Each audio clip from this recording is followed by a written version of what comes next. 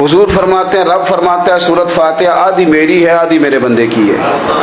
جب اس نے کہا الحمدللہ رب العالمین الرحمن الرحیم مالک یوم الدین ایاک نعبد و ایاک نستعین، جب یہاں تک وہ لفظ کہتا ہے تو یہ حصہ میرا تھا۔ اس نے اپنے رب کی تعریف کی، اور جب کہا نا اس نے اہدنا الصراط المستقیم، اب بندے نے التجائیں شروع کر دی۔ اس نے کہا کہ مالک بھی تو ہے، رحمان بھی تو ہے، رحیم بھی تو ہے، عبادت بھی تیری کرتے ہیں تو مدد بھی تو تجھی سے مانگنی ہے نا۔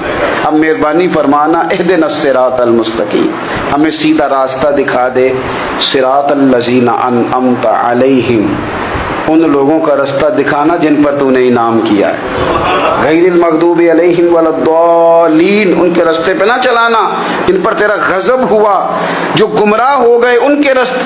تو نماز میں جب ترجمے پر آپ کا غور ہوتا ہے تو آپ کا تو دل خود